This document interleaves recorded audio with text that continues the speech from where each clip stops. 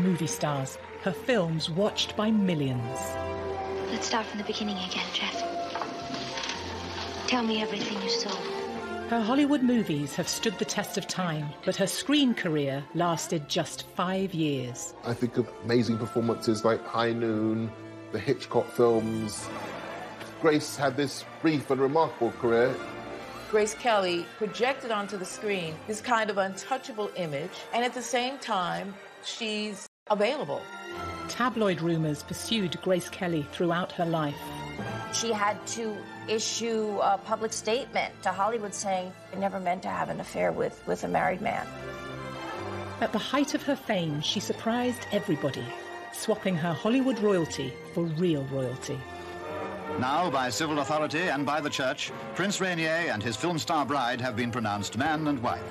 When the wedding did come, it really was an unparalleled event in terms of glamour and significance. Her star quality transformed the fortunes of Monaco, the tiny principality on the French Riviera. A picture queen meets her new subjects and is greeted by them in turn.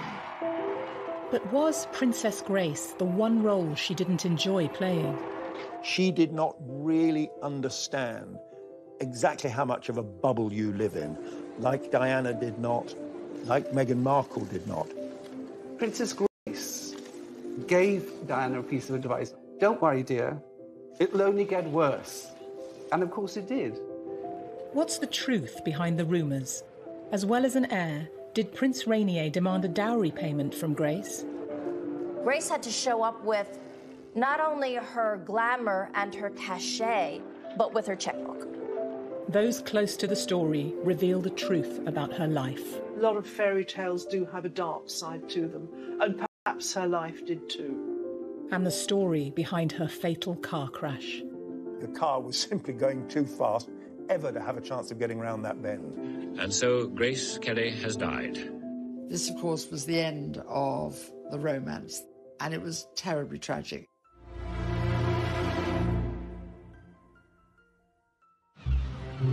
In 1956, the tiny Principality of Monaco was to have a new princess, and the world's media went wild. When news broke that Grace Kelly was to marry this European prince to become a bona fide princess, I think Hollywood was enchanted. It was one of the first truly global media events. The bride drives with her father through the streets on her way to the Cathedral of St. Nicholas. An estimated 30 million people tuned in to watch them. Some of this wedding footage is newly unearthed. It's thought it's not been seen for years. It turns out to be one of the royal spectaculars of the mid-20th century. 600 people in the Monaco Cathedral, a lot of Hollywood greats there, Ava Gardner, Cary Grant, David Niven, Aristophanes Onassis is there. Hollywood just loved it. It was notable that MGM made Grace Kelly a present of the wedding dress. It was designed by a Hollywood designer, Helen Rose, with a huge amount of work and a huge amount of fabric. Now, by civil authority and by the church, Prince Rainier and his film star bride have been pronounced man and wife. Grace was just 26 when she stepped down from Hollywood to marry her very own Prince Charming. Rainier had taken the throne 7 years previously, but the Grimaldi royal family had ruled for 700 years. It's easy to think of the marriage to Rainier as this attractive fairy tale package, but actually it was a monumental decision. She left a country of her birth, where her family lived, in order to marry this man. And it's an incredibly strong and brave decision to make. An international playground, this coastline along the blue Mediterranean has become the mecca for those who have been captivated by its charm. Monaco, a glamorous destination for the world's elite. Smaller than New York's Central Park, it's one of the most densely populated sovereign states in the world. Monaco had no income tax.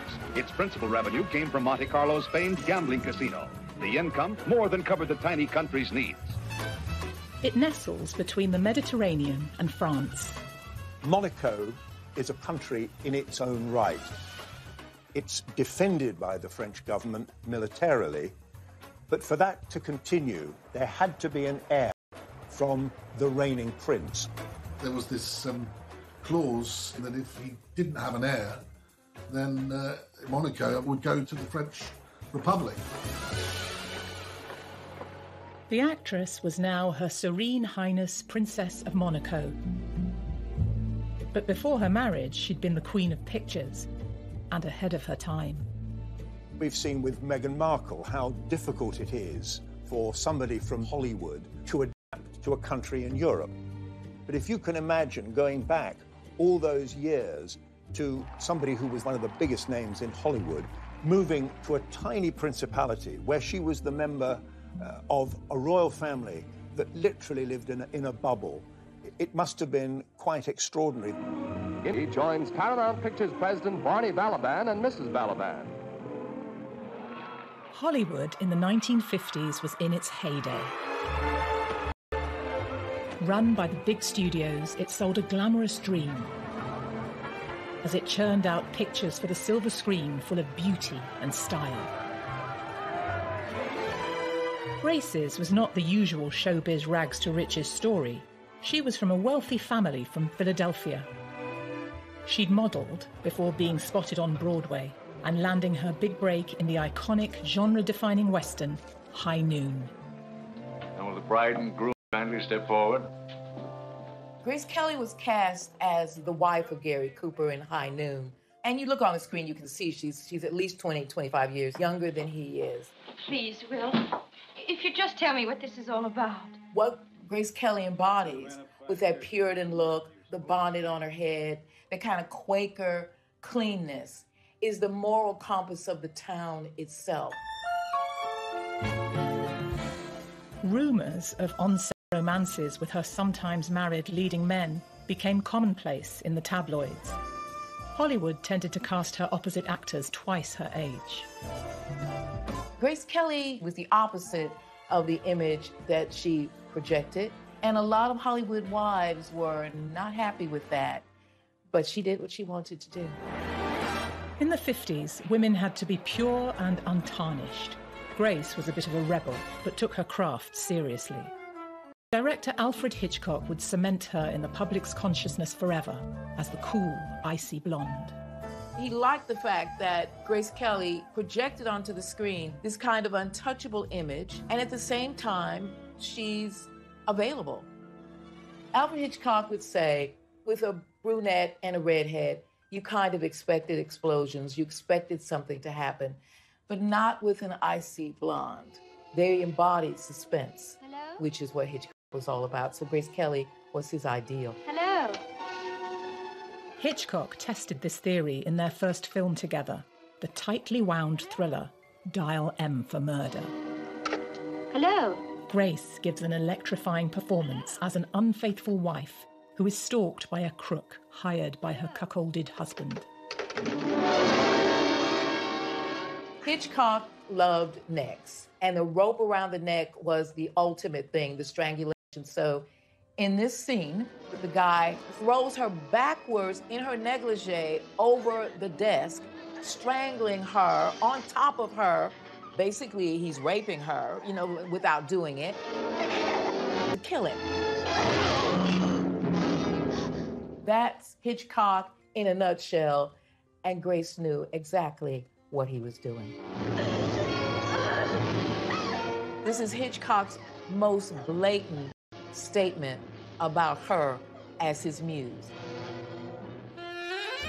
Despite her icy image and strict Catholic upbringing, the actress could happily banter away with the director. He used to try and shock her by telling bawdy jokes, and he loved how she responded. Famously, he said, "Do I shock you, Miss Kelly?" She said, "Oh no, I went to a girls' convent school, Mr. Hitchcock. I heard all those things by the time I was 13. Grace was always seen as this perfect 1950s lady, but deep down she was a very independent and driven person. And, she wasn't afraid of having a sex life, she wasn't afraid of having affairs, she wasn't afraid of following her heart.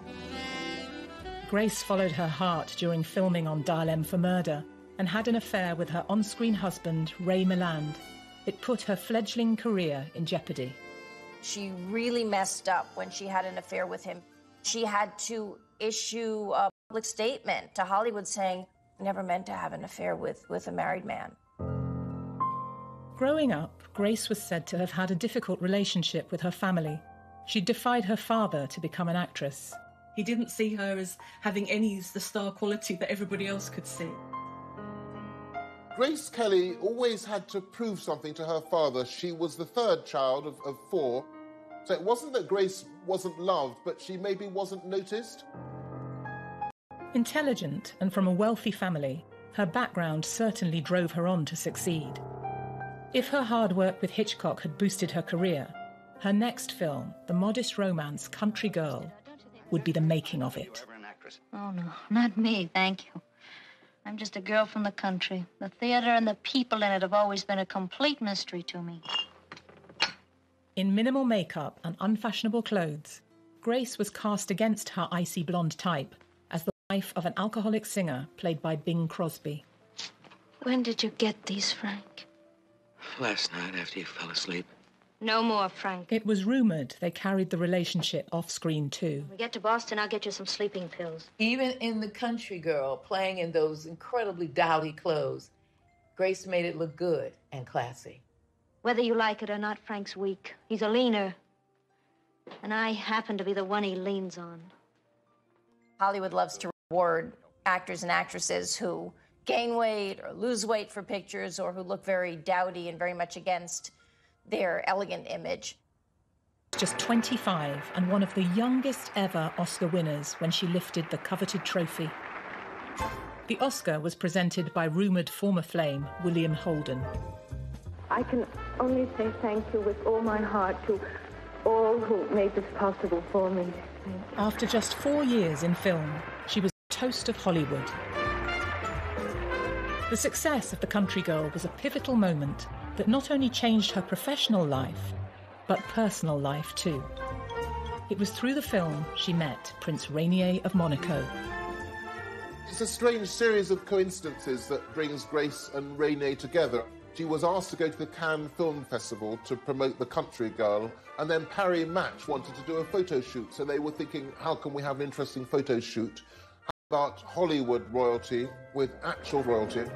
The magazine arranged for a PR shoot with Rainier at his palace in the Principality.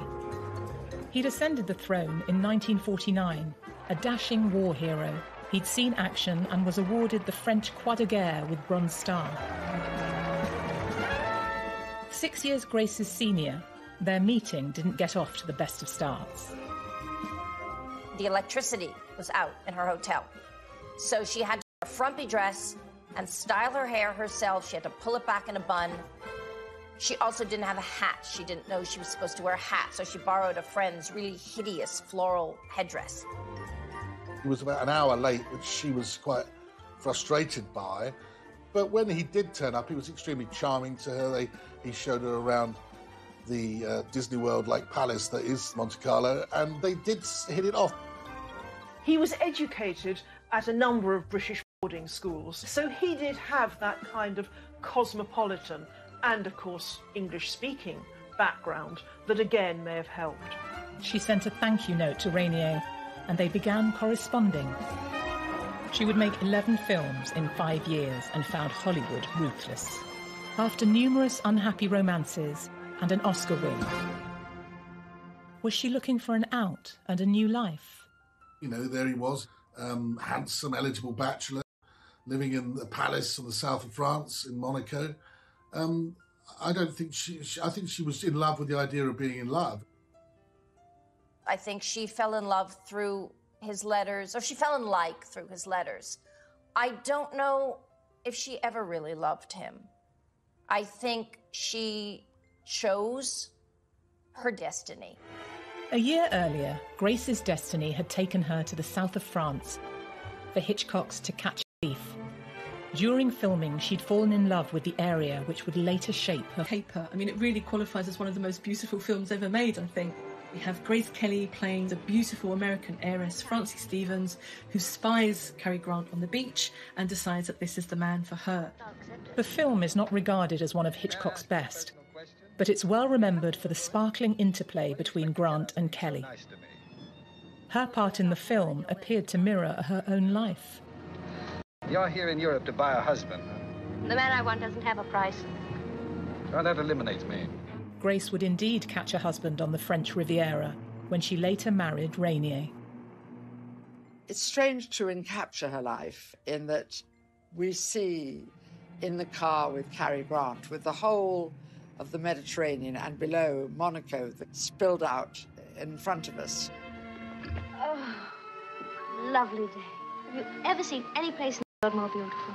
Well, she doesn't know at this time, but she's pointing to the beautiful pink palace of Monaco, where she would become the princess. At 26, Grace had it all.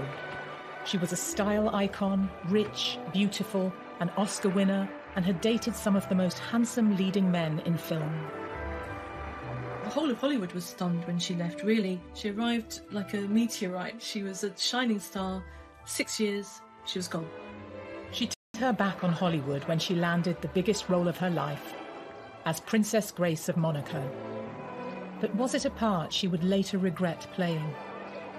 Where you see her as a bride in the famous outfit, I think she does look like a bit of a caged bird trapped behind the veil.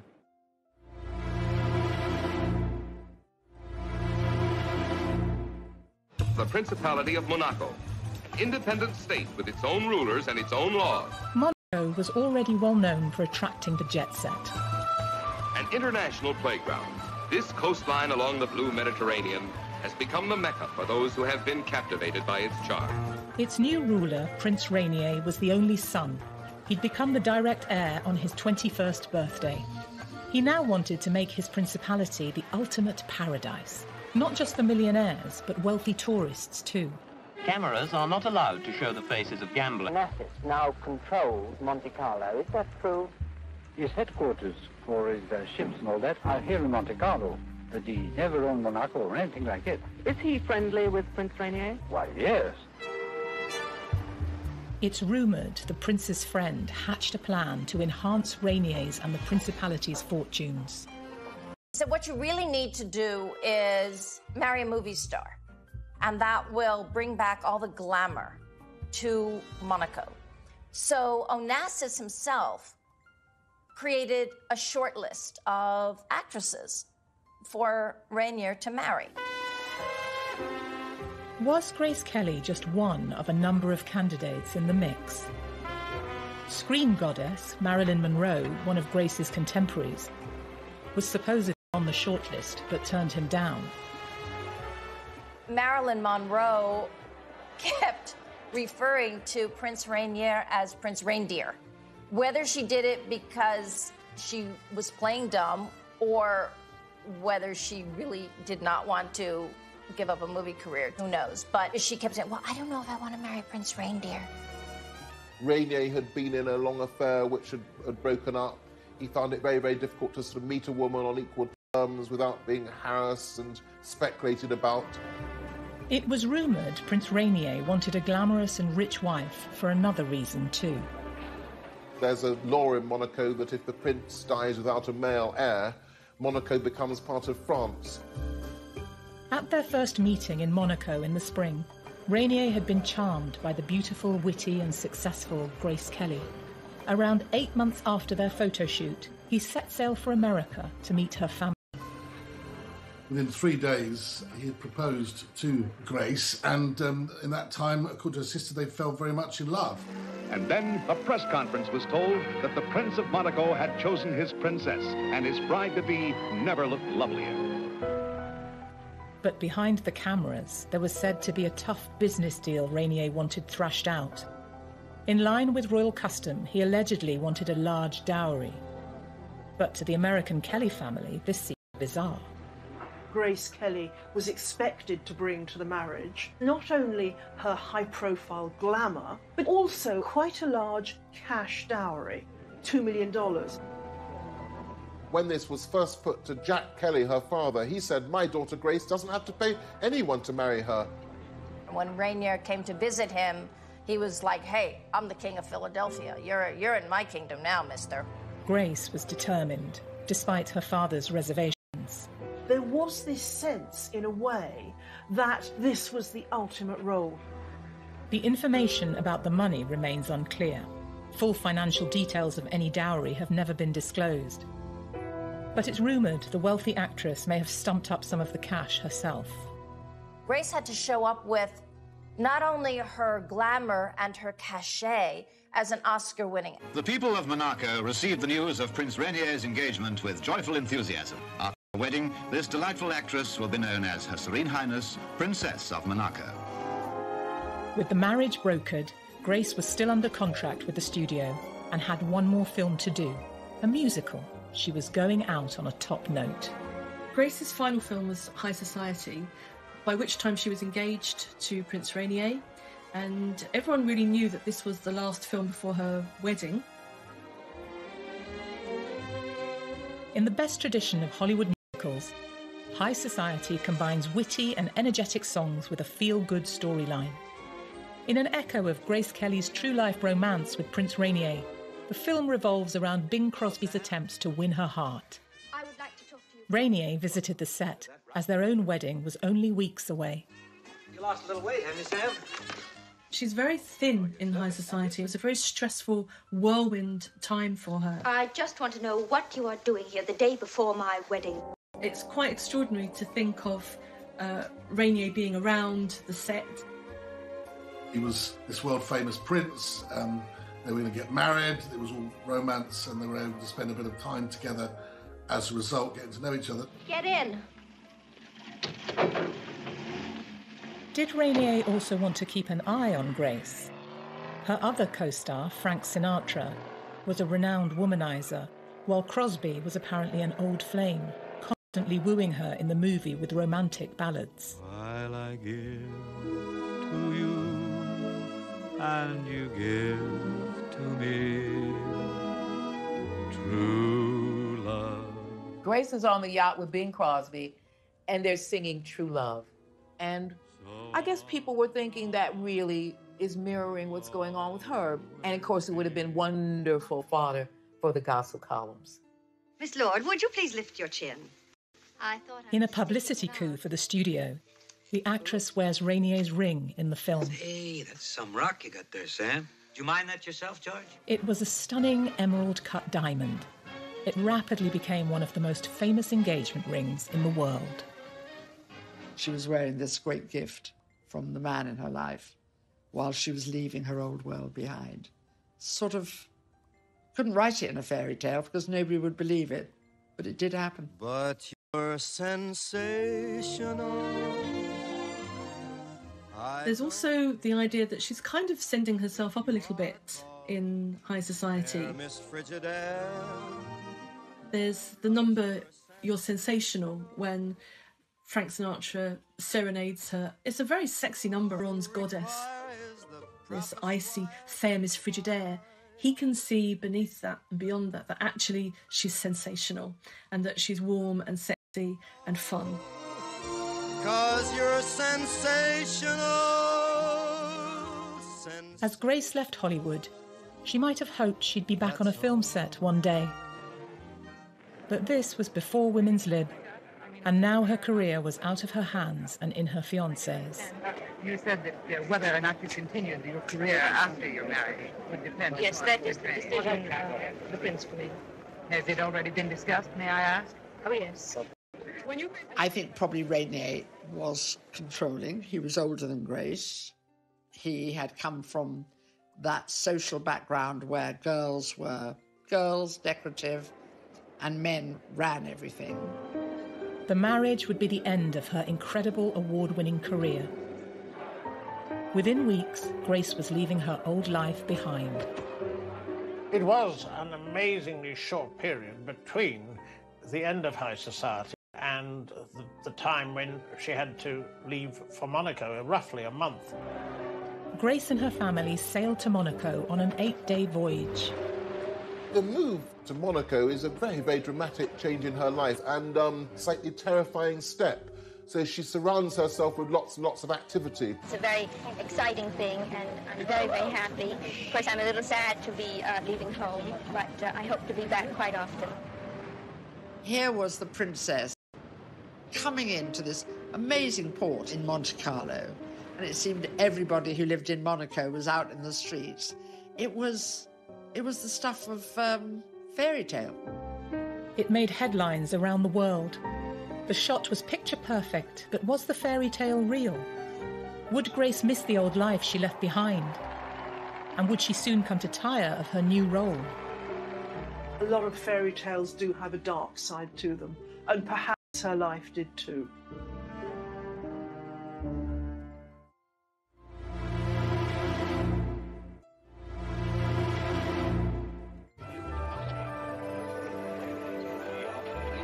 In little more than 5 years, Grace Kelly had grown from obscurity on the New York stage to being a world-famous Oscar-winning movie star. And now her life story was about to take a more romantic twist as she became a real-life princess.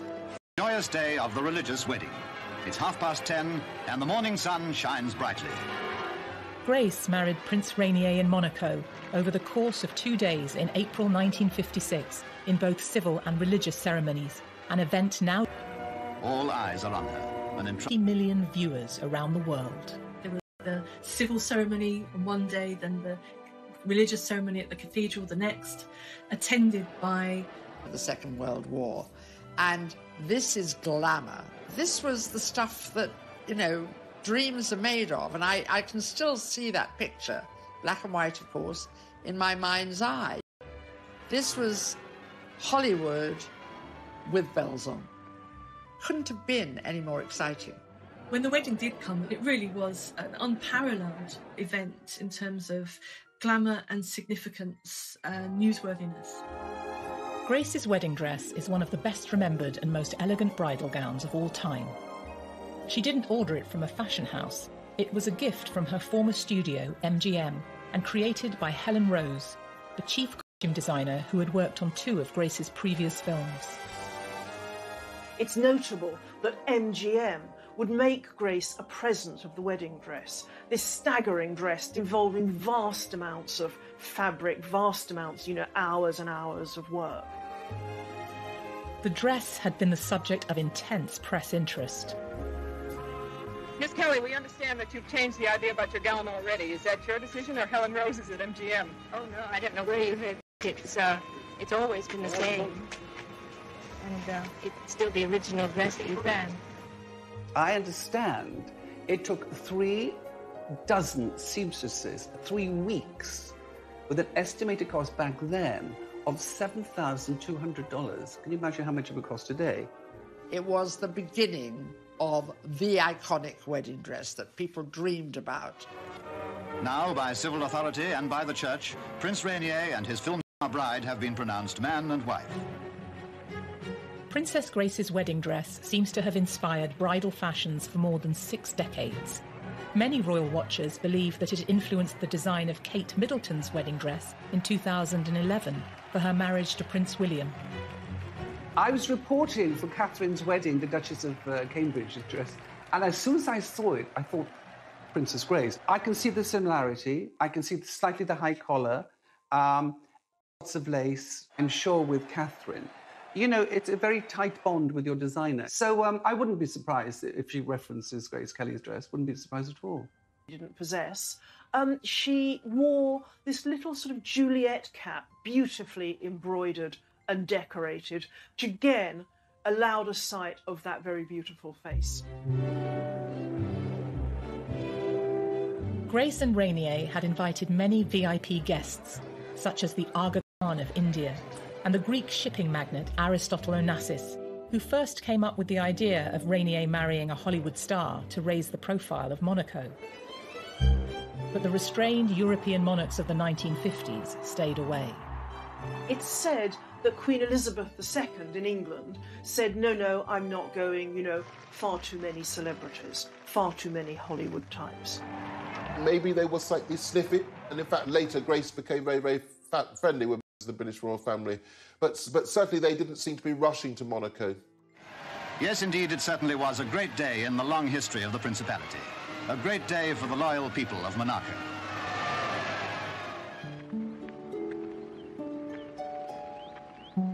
Prince Rainier and Princess Grace's first child, Caroline, was born on the 23rd of January 1957, prompting Monegasques to ring church bells.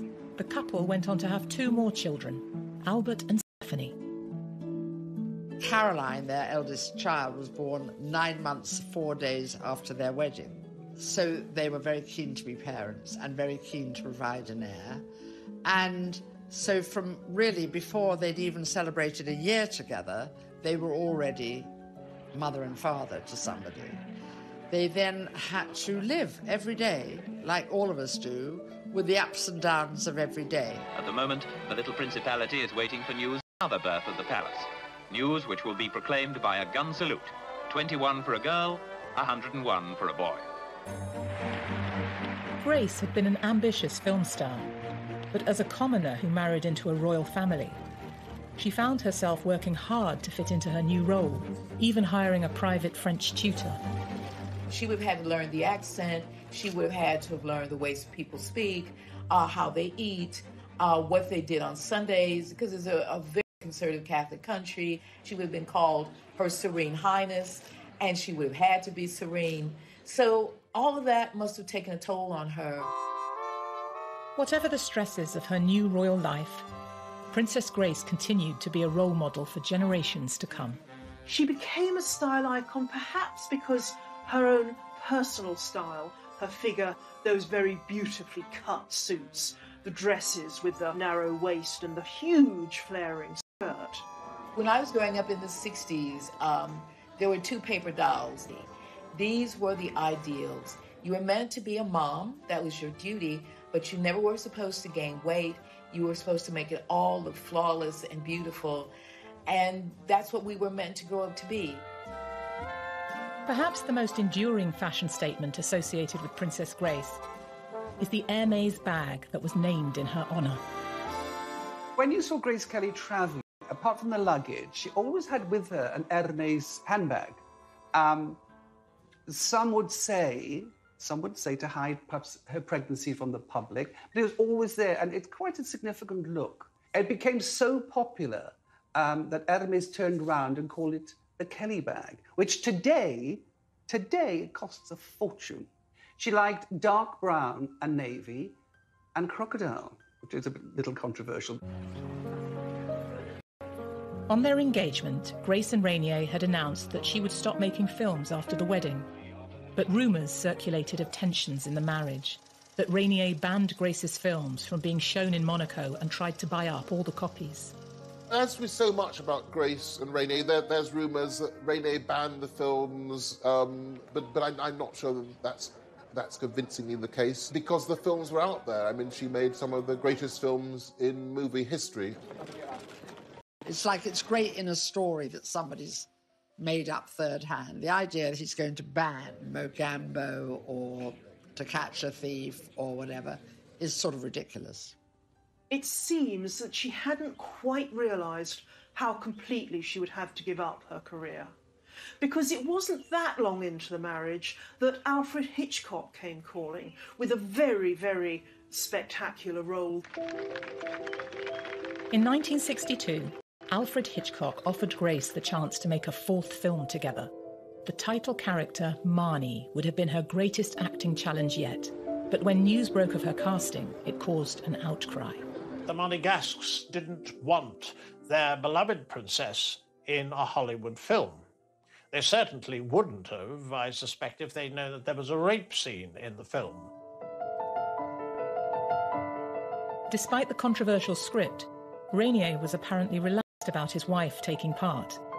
But Grace was forced to withdraw after suffering a miscarriage, the second since the birth of their son Albert in 1958. She wrote to her friend saying that it was a catastrophe and she was very, very shaken. She also then wrote to Hitch and said, "I'm terribly sorry, I can't do the film." He said, "It's only a movie, I entirely understand why." Alfred Hitchcock eventually cast Tippi Hedren in Grace's role. The devout Monegasques might have found the trauma. Sean Connery rapes Tippi Hedren in this film. It's in a marriage, and in those days, that rape didn't exist legally in marriage. But that's what happens. Of course, we can't see it, but it's implied.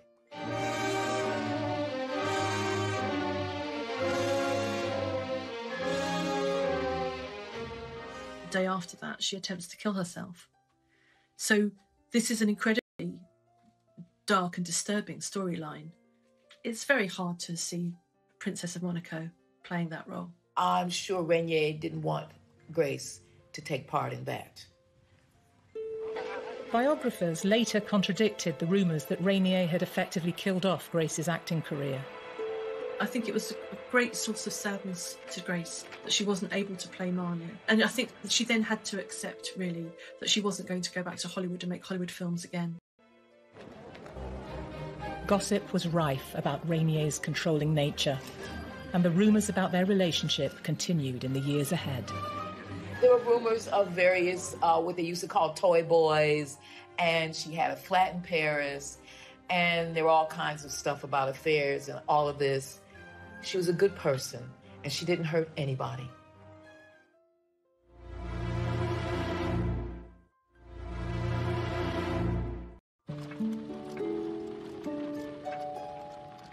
After turning down the role of Marnie in Alfred Hitchcock's 1962 film, Princess Grace never again returned to screen acting. She balanced her time as the wife of Prince Rainier, the mother of 3 children, and her various state duties. During the 1970s, she made tours of Europe and America, performing classics of literature to sell-out audiences. Grace was continually looking for ways to express herself creatively, and she had hobbies. She created pressed flower arrangements, and these have actually been published in a book. And she also did poetry readings. Princess Grace gave a revealing interview to Desert Island Discs in 1981, admitting how much pleasure the readings were giving her. You've been giving poetry recitals. Yes, this is something I started a few years ago, and I've enjoyed it very much. It's been very pleasant, and it's something that I can do without being away from Monaco for any long period of time. People still realised that she had an innate talent and ability, and that they really wanted to still see her. And she was a great supporter of the arts, of ballet and the performing arts, in her role as a princess.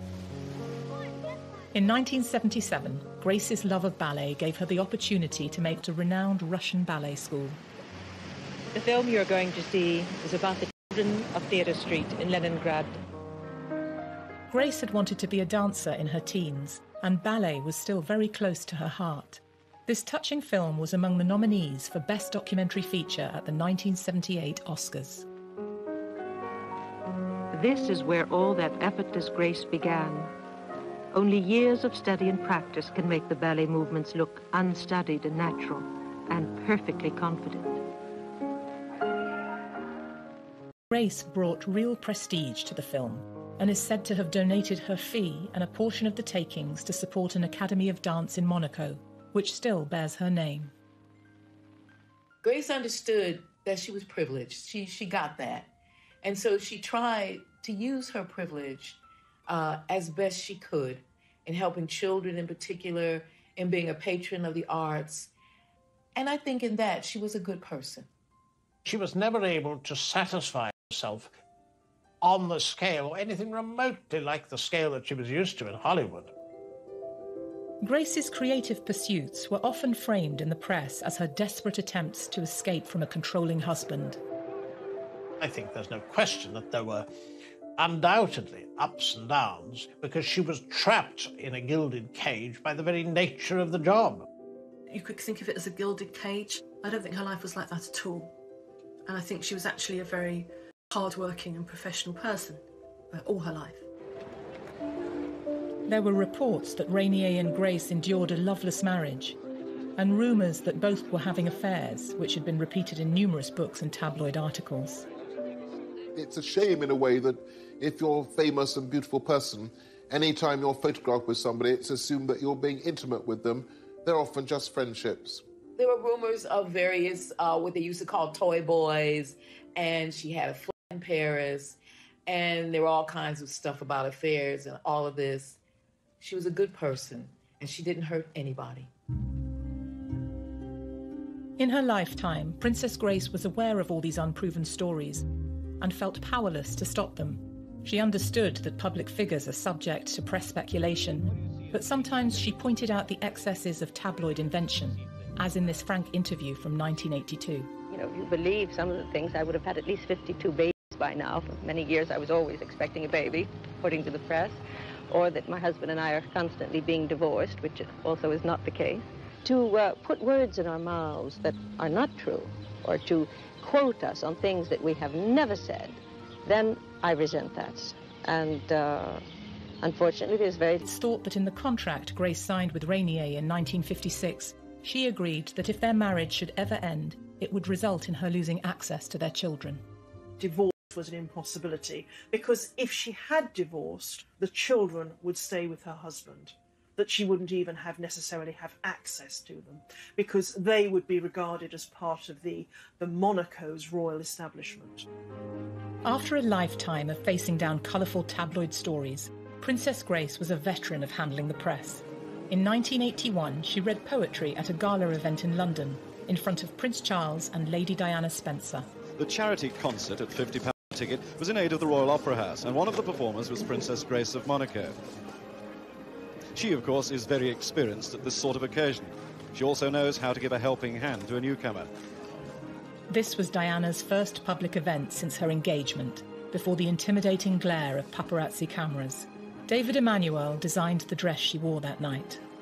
I think it was possibly at that stage a bit too much for Diana, and Princess Grace gave Diana a piece of advice, and apparently, I quote, "Don't worry, dear, it'll only get worse." And of course it did. I think that Grace was a very maternal person. Her eldest daughter, Caroline, was close in age to Diana herself. Grace is still an actor, so she would have known intuition and instinctively what Diana needed to hear. Because Diana made some comment about the attention. It's really quite a moving set of footage to see this woman who knows exactly what's ahead of Diana, to meet her at this stage when Diana really has no idea what's ahead of her. She made the news, and when she didn't make the news, in her mind, the news was made up about her. She did not really understand exactly how much of a bubble you live in, like Diana did not, like Meghan Markle did not. Away from the rumours about her unhappy marriage, Princess Grace was also said to have faced health issues during her later years, especially migraines, possibly connected to her lifelong issue of poor eyesight. She also had a minor car crash. She had been involved in an accident driving a black London taxicab, which was owned by the royal family in Monaco. It wasn't a major accident. She hit another car. But that led to the theory that she was never comfortable behind the wheel of a car. Later, tabloids like the National Enquirer would go much further. In its famously salacious style, the paper claimed that before her death, Grace was trapped in a nightmare world of tranquilizers, depression and loneliness. But also have been a sign of other health issues. She was in her early 50s, perhaps the time of the menopause. There were stories that she was lonely. There were stories that she was depressed. I think trying to keep 3 kids in order and trying to make sure they're happy and they're not doing things they shouldn't do, it's going to be hard. Perhaps the most surprising story of all was that Grace allegedly joined a cult, the Order of the Solar Temple, which had branches all over Europe and Canada. They filmed their rituals in grainy, poor-quality videos. Filmmaker David Cohen dug deep into the story of Grace's involvement. Grace Kelly had gotten mixed up with an order that was into all kinds of criminality under the disguise of spiritual wisdom. When we first got this story, allegation, we were, of course, skeptical. In exchange for the promise of enlightenment, devotees were expected to hand over substantial membership fees. The cult was run by Luc Jouret, a doctor, and Joseph Dimambro, a businessman convicted of fraud. In their hands, the order had become a front for money laundering and arms dealing. We traced the abbey where Grace was inducted into the order in a ceremony which was semi-sexual at least. The order made news in the 1990s when disturbing reports showed several of their temples destroyed by fire and 74 devotees dead, including the order's leaders, Jouret and Dimambro. As theories shift between murder and suicide, police can confirm they're investigating an international money laundering operation by certain cult members. The story of Grace and the cult was broadcast in 1997. A spokesman for the furious Prince Rainier described it as a cheap shot at someone who couldn't answer back. One of the things that I learnt in many, many years as a reporter, particularly covering the royal family, is that when journalists get together in large numbers, any number of bizarre stories can come out. Was Princess Grace part of some bizarre cult? Personally, I would regard stories like that as most likely nonsense, most likely fabrications, but who knows? On the 13th of September 1982, Princess Grace and her daughter Stephanie set off to Monaco from their hilltop home in France. Grace had vowed not to drive again after her previous crash, but she took the wheel and followed a route that one of her movie characters had driven more than 25 years earlier. In Alfred Hitchcock's rousing thriller To Catch a Thief, Kelly gave a thrilling performance while also giving Cary Grant a scare. Slow down. And let them catch us? In the film, they're down the hairpin bends for real to ensure that Stephanie made it onto a train back to school in Paris. She'd had accidents before, maybe didn't drive that frequently. It's very sad that she seems to have been driving the day of the terrible accident. So they go over the hill and it's catastrophic. As Princess Grace and her daughter Stephanie were rushed to hospital, a rumour mill of wild conspiracy theories was already running up to full speed. The mafia was supposed to run Monaco, so they did something to the brakes as a message to Rainier. It couldn't just be as simple as driver error, that there had to be some kind of meaning in it.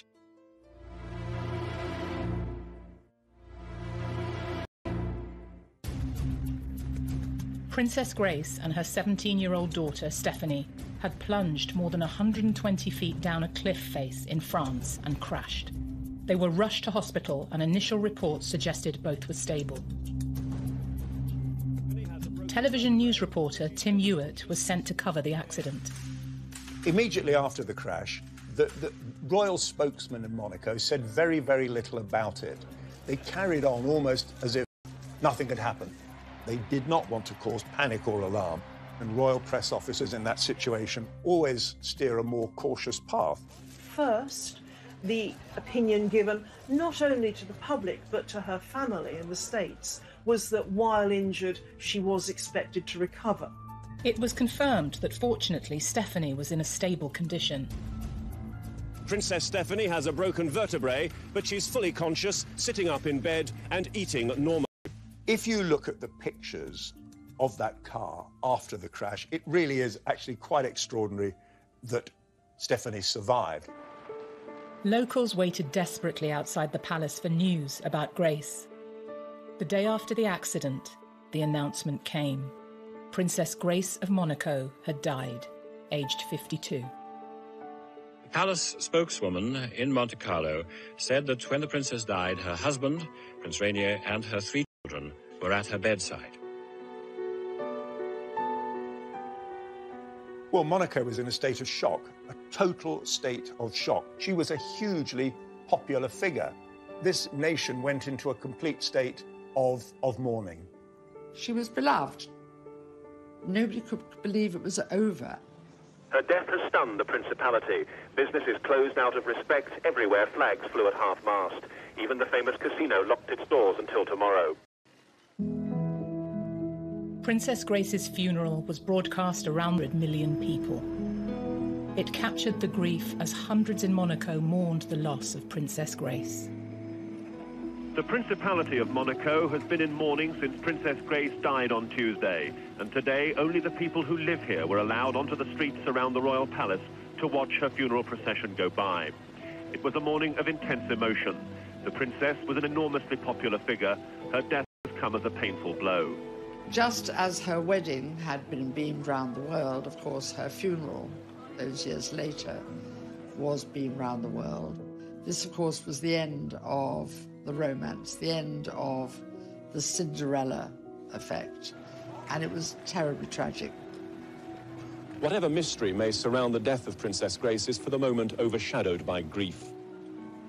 Doing the job that I was doing, and I did for many, many years, you're frequently exposed to extremes of emotion, people in distress. I think that trip to Monaco was one of the more intense that I did, because there was genuinely there a quite extraordinary sense of grief. Many, many places that I went to and events that I reported on, I've forgotten, but not this one. Over 400 people attended the funeral at the same cathedral where she was married 26 years earlier. For Rainier, Grace had been absolutely the centre of both his private and his public life. So whatever difficulties there may have been in the marriage, I think it was a strong union. So I think he was pretty much, certainly at the time of her death, a broken man. The news reports from the day captured the family's heartbreak. As Rainier walked alongside his daughter Caroline and son Albert, they were caught in the full media glare, unable to hide their anguish.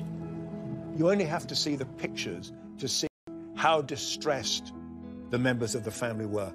Prince Rainier was distraught. There were rumours that he would abdicate in favour of Albert, who was still, of course, quite young, because he couldn't go on without Grace. Princess Grace's global impact was clear to see. Family, royalty, celebrities, and people the world over were united in the loss. A number of her old friends from Hollywood came. Cary Grant, James Stewart gave the eulogy, saying that she was the nicest person he'd ever known. Grace's life of Hollywood stardom, royalty, and tragedy continued to play out even after her death. And apparently it was Princess Diana herself who was very insistent with the Buckingham Palace establishment that she should be allowed to go. Diana herself was to die in a car crash 15 years after Princess Grace. Of course, one of the most tragic elements of the funeral is that Stephanie was still in hospital, not able to attend her own mother's funeral.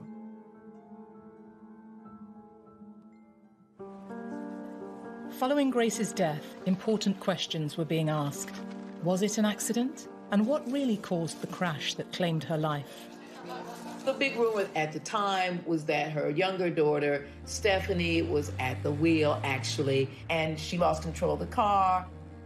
Stephanie eventually said, "I've actually lived through the last moments of her life. Can I please be left alone?"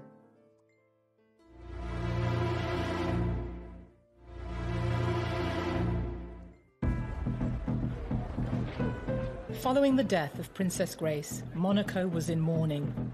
But immediately, questions were being asked about what caused the accident that claimed her life, and speculation spiraled. When someone that famous dies young and that suddenly, there's almost a feeling, as with the death of Princess Diana or of James Dean, both also car crashes, that it couldn't just be as simple as driver error. Oh, there were all sorts of rumors, like, the mafia was supposed to run Monaco, so they did something to the brakes. And then some kind of cult she was supposed to have been a part of, and she was going to blow the whistle on them, and so they took care of her, stuff like that. The palace insisted brake failure had caused the crash, but questions were asked as to why Grace was driving at all. Rainier did not want Grace to drive, not just then, but for a long time before that, because she had terrible eyesight and wouldn't wear her glasses, and because she'd been having these debilitating headaches, and because he knew she didn't like driving. Normally a chauffeur would have driven them, but on this occasion, because there was so much luggage to put in the car, covering the back seat, there was only room for 2 people in the car. The chauffeur offered to take them and to go back and get the clothing. But Princess Grace insisted that she should drive. There were rumours that Grace's daughter Stephanie was driving at the time of the accident. The big rumor that actually survived at the time was that her younger daughter, Stephanie, was at the wheel, actually, and she lost control of the car, but she was underage, and so they covered it up. The suggestion that Stephanie was driving came out very quickly after the crash, because when the car landed on its roof, the first people to get there to help saw Stephanie emerging from the driver's door of the car. However, a witness came forward confirming he saw... To anyone about the accident. She didn't want to talk to the press. She didn't want to discuss it. It's an incredible trauma to go through, to have your mother beside you, and she was blamed for it. It was revealed in the press that Stephanie attempted to stop the car. So the mystery of what happened on the twisting mountain road into Monaco appears at last to have been cleared up. Princess Grace, according to tonight's medical reports, was driving. As the car careered out of control, her 17-year-old daughter Stephanie desperately tried to reach the steering wheel. There was nothing she could do, and the Rover plunged over a steep ravine. Did the brakes fail? Well, that was one theory. There were no skid marks in the road where the accident happened. Engineers who came over from Rover in the United Kingdom insisted that there was no brake failure. Doctors revealed that Grace had suffered a brain hemorrhage whilst driving. It's thought that, although she thought she had her foot on the brake, it could have well been on the accelerator. Stephanie and Grace got in without putting their safety belts on. The car, the fall, had pushed her mother towards the back street, and Stephanie had not been able to get out of her own seat, which had been bashed, so she had to wriggle out of the driver's seat, and she tried to shout, "Please take us to Monaco." Princess Grace suffered a second hemorrhage in hospital, most likely caused by the accident. The medical staff, led by the hospital director, Professor Charles-Louis Chatelain, finally had to tell Prince Rainier his wife had no hope of recovery. The prince asked for the machine to be switched off. The doctors have said, had she been, at home sitting on a sofa, she might have been fine 5 minutes later and nothing happened. Unfortunately, she was at the wheel of a car, and that car was on these very bendy roads on the side of these very, very steep cliffs. Stephanie eventually said, "I've actually lived through the last moments of her life, really. Can I please be left alone?" And Rainier himself said, "It's tragic enough on its own without repeating these terrible stories." After losing his beloved wife of 26 years, Prince Rainier never remarried. After the funeral, Rainier was really not to be seen, and he lived on over 20 years more as a widower. Prince Rainier died aged 81. He was buried next to his late wife in the Grimaldi royal family vault. Grace Kelly embraced her role as princess, but could never escape the goldfish bowl she existed in, fueled by her Hollywood fame. Her movie career, all Hollywood actresses. She's absolutely continued to be a legend. Her star power has never diminished. In a sense, an awful sense, her terrifying death actually just gave another element to her legend. She had an extraordinary life. She had the best of Hollywood. She had the best of royalty. And she actually contributed so much to the small country who will remember her forever. Her presence is felt everywhere, whether it's the Princess Grace Theatre or her patronage of the arts. And clearly, I think it's fair to say that her name will forever be associated with Monaco. Grace rarely gave interviews, but less than 3 months before her death, she spoke publicly. In the revealing conversation, she answered personal questions about her legacy. I would like to be remembered as trying to do my job well, of being understanding and kind. No, I'd like to be remembered as a decent human being. When we say that Princess Grace was the ultimate fairy tale heroine, perhaps we remember that fairy tales do have a darker side to them too. It does really seem as though she is someone for whom all the fairies aligned to give her all the gifts that, whether or not they gave her a perfectly happy life, gave her the kind of iconic status that lasts.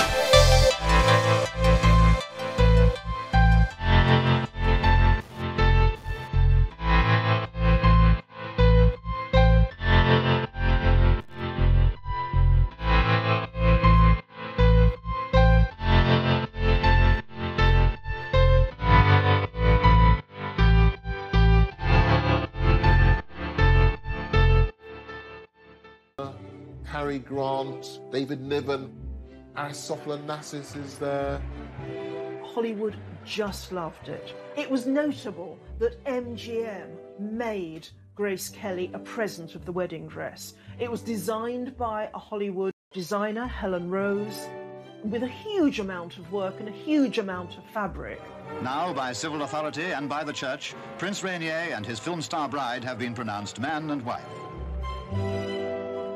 Grace was just 26 when she stepped down from Hollywood to marry her very own Prince Charming. Rainier had taken the throne 7 years previously, but the Grimaldi royal family had ruled for 700 years. It's easy to think of the marriage to Rainier as this attractive fairy tale package, but actually it was a monumental decision. She left the country of her birth, where her family lived, in order to marry this man, and it's an incredibly strong and brave decision to make. An international play